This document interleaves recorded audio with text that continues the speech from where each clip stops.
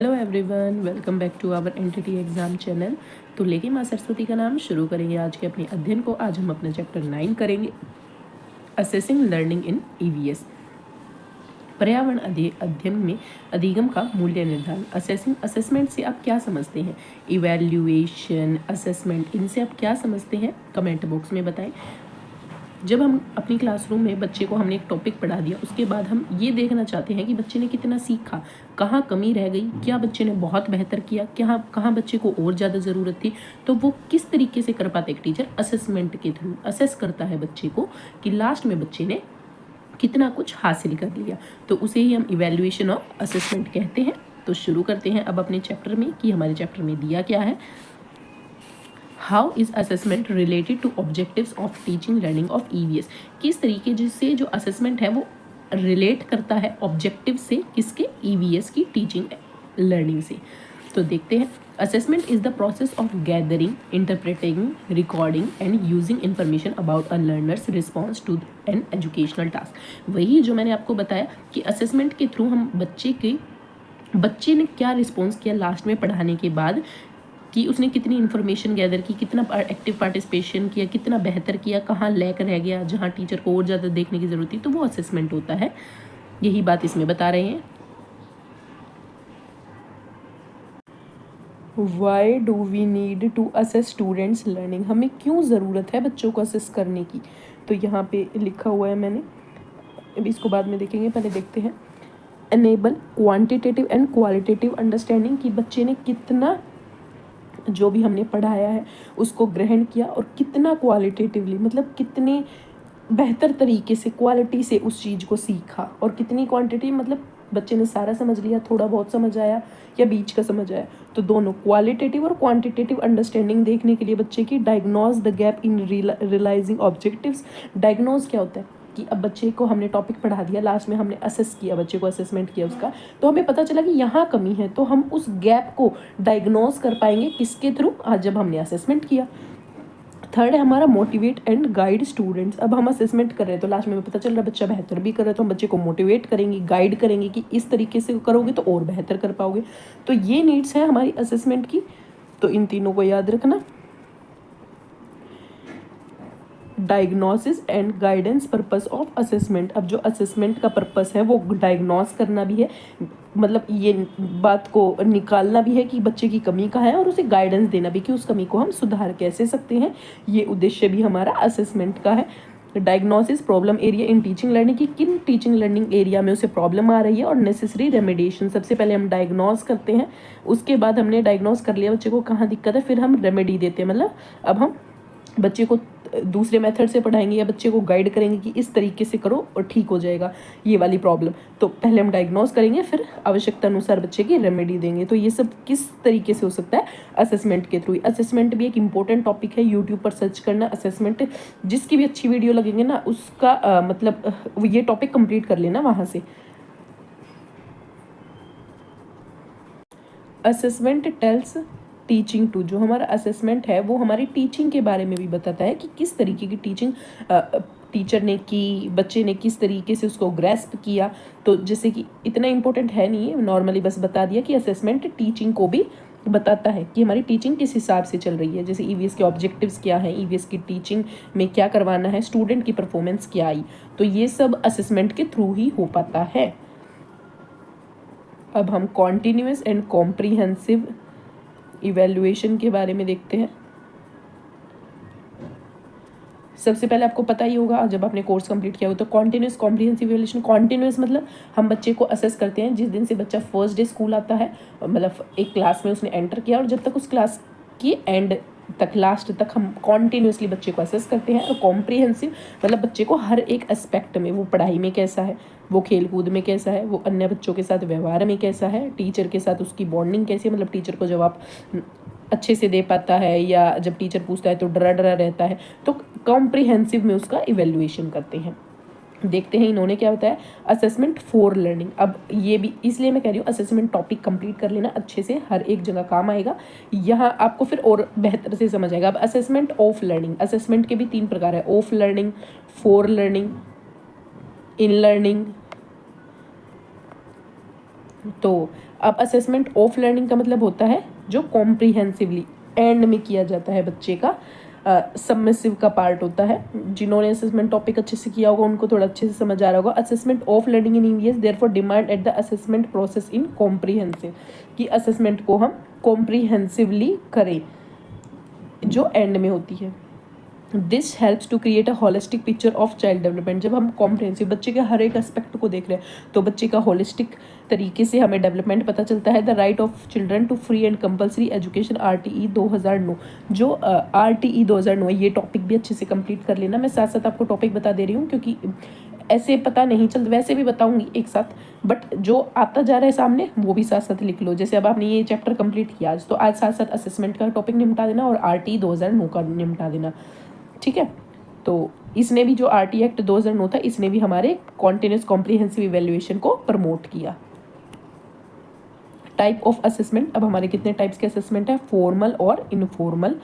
Formal क्या है अब देखते हैं। प्लान्ड असेसमेंट, जो हमने प्रॉपर प्लान किया है, लाइक ओरल और written test generally come under formal assessment. जो हमारे प्लान्ड असेसमेंट होते हैं, जैसे कि रिटन टेस्ट करवा रहे हैं, ओरल टेस्ट करवा रहे हैं, तो वो किस में आएंगे, फॉर्मल असेसमेंट में। इनफॉर्मल असेसमेंट क्या होते हैं, कैरिड आउट नेचुरल, जो कभी भी हो जाते हैं, मतलब क्लासरूम में आज टीचर का मन किया चलो सरप्राइज टेस्ट ले लेते, तो इनफॉर्मल असेसमेंट का पार्ट हो गया। Informal settings, children are generally not told, बच्चों को बताया नहीं जाता, आर बीइंग असेस्ड, जैसे ऑब्जर्व कर लिया टीचर ने बच्चे को, children in class playground में देख लिया, ड्यूरिंग अ विजिट देख लिया कि बच्चा कैसे बिहेव कर रहा है, तो ये क्या आ गया, इनफॉर्मल का पार्ट है। एग्जाम में पूछ लेगा ऑब्जर्व कर रहा है एक टीचर बच्चे को, तो ये किस तरीके का असेसमेंट कर रहा है, तो इनफॉर्मल असेसमेंट कर रहा है। ये सब चीज़ें आपको NIS की बुक में से ही सिर्फ देखने को मिलेंगी, वरना जिन बच्चों ने नहीं पढ़ा होगा वो एग्ज़ाम टाइम में कंफ्यूज हो जाएंगे।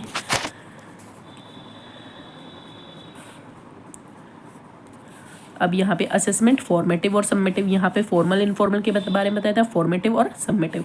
फॉर्मेटिव असेसमेंट क्या होता है, यहाँ देखते हैं। फॉर्मेटिव असेसमेंट अधिगम में आने वाली रुकावटों को दूर करने के लिए तुरंत उपचारात्मक क्रिया है, ड्यूरिंग टीचिंग लर्निंग प्रोसेस होता है। फॉर्मेटिव क्या होता है, जब टीचर पढ़ा रहा है क्लासरूम में, मान लो 1 घंटे का लेक्चर है, आज टीचर को एक कॉन्सेप्ट कंप्लीट करना है, तो उस पढ़ाने के दौरान, टीचिंग लर्निंग प्रोसेस के दौरान फॉर्मेटिव असेसमेंट होता है, ताकि बच्चे को जो भी प्रॉब्लम आ रही है उसको रेमेडी प्रदान कर सके। तो फॉर्मेटिव असेसमेंट समझ आ गया होगा। This timely assessment provide the essential feedback to teacher.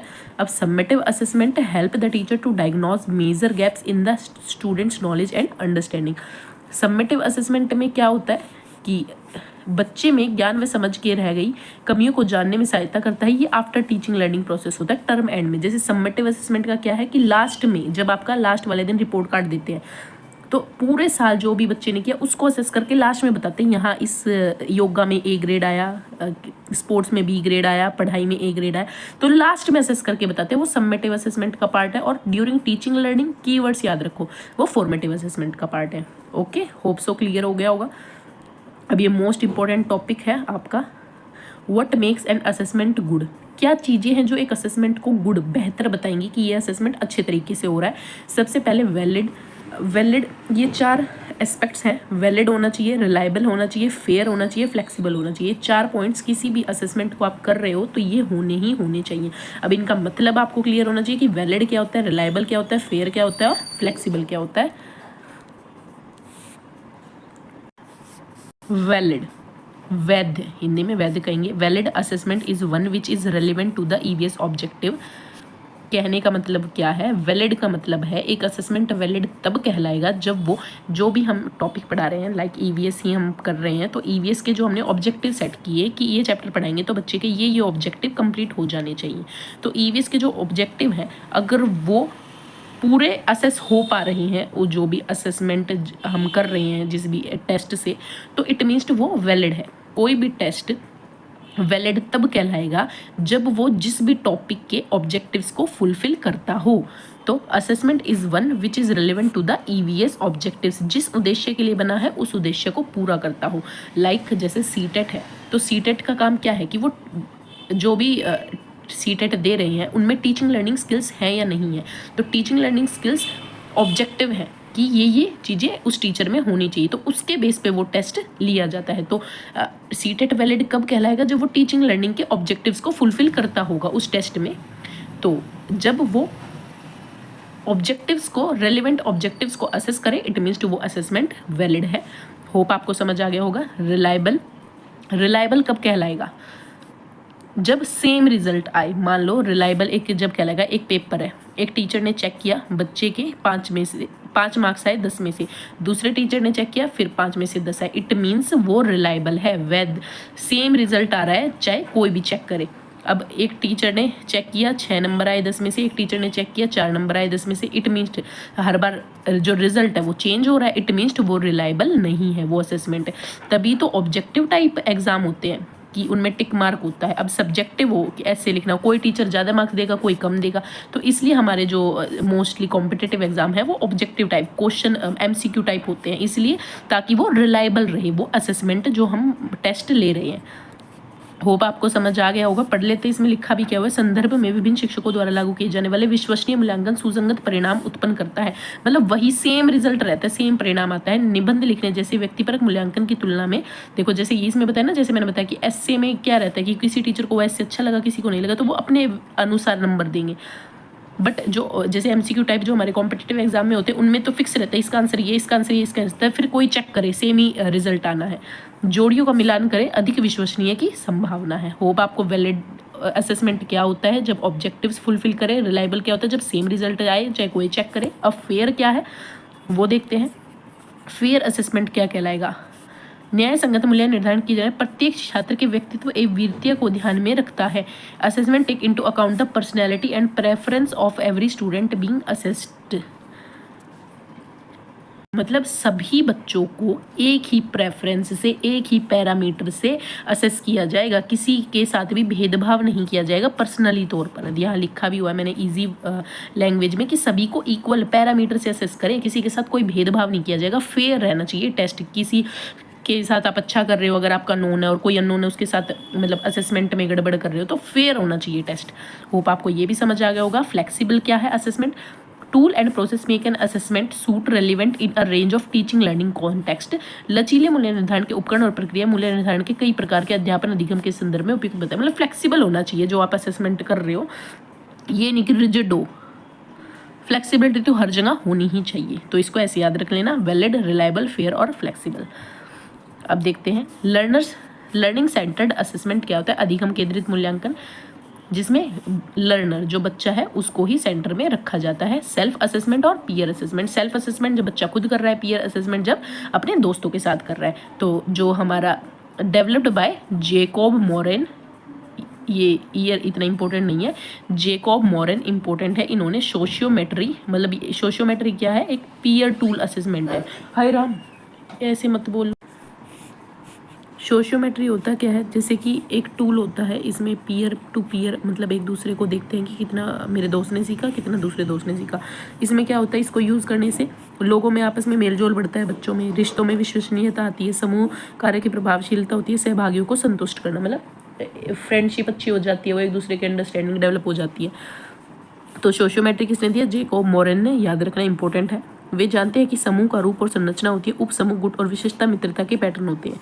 जैसे कि क्लासरूम में कोई टेस्ट हुआ, टीचर ने बोला आप एक दूसरे से कॉपी एक्सचेंज करके एक दूसरे को चेक करवाओ, तो वो क्या है? सोशियोमेट्री है, पीयर टूल असेसमेंट है। Some children are like to their group more than others, some are also like less. मतलब किसी किसी को ग्रुप में रहना करना ज़्यादा पसंद होता है, किसी को नहीं होता। Sociometry is an important tool of peer assessment. पूछ लेंगे सोशियोमेट्री किसका टूल है, तो पीयर असेसमेंट का है। किसने दिया था? जेकॉब मोरेन ने। बस ये दो बातें मोर इंपॉर्टेंट है जिनको याद रखना। क्यूमुलेटिव एनेक्डोटल रिकॉर्ड क्या होता है? संचित संचय record. Teacher often use anecdotal record in assessment. अक्सर यूज़ करते हैं एनेक्डोटल रिकॉर्ड को। इसमें क्या होता है, विद्यार्थियों के व्यवहार में महत्वपूर्ण और दिलचस्प विवरणों को नोट किया जाता है। जो भी इंपॉर्टेंट स्पेसिफिक पॉइंट्स होते हैं ना बच्चे के, उनको नोट किया जाता है एनेक्डोटल रिकॉर्ड में। जैसे कि किसी बच्चे ने कितनी दो बच्चों की लड़ाई हो गई, तो इस सिचुएशन में कैसे रिएक्ट किया उन दोनों ने, तो ये इस चीज़ को नोट करेंगे उसके एनेक्डोटल रिकॉर्ड में। तो ऐसे छोटे मोटे जो किस्से होते हैं वो एनेक्डोटल रिकॉर्ड में शामिल किए जाते हैं। Observations on each children gate accumulate in the teacher diary. End of the year different notings of each child make a cumulative anecdotal record for the child. जो भी टीचर ने पूरे साल ऑब्जर्व किया वो उसके क्यूमुलेटिव रिकॉर्ड में होता है। क्यूमुलेटिव रिकॉर्ड बच्चे के पूरे साल का डाटा होता है उसमें जो टीचर ऑब्जर्व करता है। असेसमेंट थ्रू प्रोजेक्ट, अब प्रोजेक्ट के थ्रू असेसमेंट करना। ईवीएस सब्जेक्ट ऐसे जिसमें प्रोजेक्ट बच्चे को दिए ही जाते हैं। प्रोजेक्ट मेथड में असेसमेंट दो तरह से होता है, ईवीएस की विषय वस्तु द्वारा, सामाजिक कौशल वैल्यूज़ के द्वारा। याद रखना, शायद इंपॉर्टेंट है इसलिए मैंने लिखा हुआ है। दो पक्ष एक है, उनका पर्यावरण अध्ययन में विषय वस्तु के अधिगम तथा दूसरा पर्यावरण अध्ययन के माध्यम से। तो याद रखना, प्रोजेक्ट मेथड में असेसमेंट किस तरीके से हो सकता है, ईवीएस की विषय वस्तु जो आपने ईवीएस का कॉन्टेक्स्ट पढ़ा है उस बच्चे ने कितना सीखा। दूसरा सामाजिक कौशल, दूसरों के साथ और उसकी वैल्यूज़ क्या है, इन दोनों के थ्रू बच्चे का असेसमेंट हो सकता है। Extent and quality of participation, भागीदारी की मात्रा एवं गुणवत्ता क्या है बच्चे की। शिक्षार्थी अपनी भागीदारी की दृष्टि से विभिन्न प्रकार के होते हैं, मतलब अलग अलग टाइप्स के होते हैं। हर एक बच्चे की भागीदारी पार्टिसिपेट करने का अलग अलग वो होता है। सम आर क्वाइट, कुछ क्वाइट होते हैं, कुछ एक्टिव होते हैं, कुछ raise various question based on their viewpoints. इनकी भागीदारी की गुणवत्ता अध्यापक की उपस्थिति पर निर्भर नहीं करती। मतलब कुछ काफ़ी सक्रिय हैं, अपने दृष्टिकोण के आधार पर विभिन्न प्रश्न उठाते हैं। शिक्षार्थी को दूसरे समूह अधिकतर शिक्षक के दृष्टिकोण को आज्ञाकारी रूप से स्वीकार करते हैं, कुछ टीचर की बात को बिल्कुल आज्ञाकारी रूप से मानते हैं। और तीसरी श्रेणी के क्या होते हैं, ऐसे शिक्षार्थी जो सीखने की प्रक्रिया में बहुत अधिक रुचि नहीं रखते। तो 3 प्रकार के इन्होंने लर्नर बताए हैं। एक जो सीखने की प्रक्रिया में ज़्यादा रुचि नहीं लेते, दूसरे जो टीचर की बात को बिल्कुल आज्ञाकारी मानते हैं, और एक कैसे होते हैं, कुछ काफ़ी सक्रिय होते हैं और अपने दृष्टिकोण के आधार पर विभिन्न प्रकार के प्रश्न उठाते हैं, बहुत एक्टिव हैं। दूसरे टीचर को बिल्कुल आज्ञाकारी मानते हैं, और तीसरे जिनको पढ़ने में कोई रुचि नहीं होती। तो इन 3 प्रकार के ध्यान रखना। हमारा 9th चैप्टर हो गया है फिनिश। होप आपको समझ आया होगा, इजी था। तो मिलते हैं नेक्स्ट वीडियो में। ऐसे ही बढ़ते रहिए, पढ़ते रहिए। हमारी जल्दी ईवीएस पेडागोजी फिनिश हो जाएगी। उसके बाद हम अपनी या तो मैथ्स पेडागोजी शुरू करेंगे या इंग्लिश पेडागोजी शुरू करेंगे। तो मिलते हैं नेक्स्ट वीडियो में। आज के लिए बस इतना ही, बाय बाय।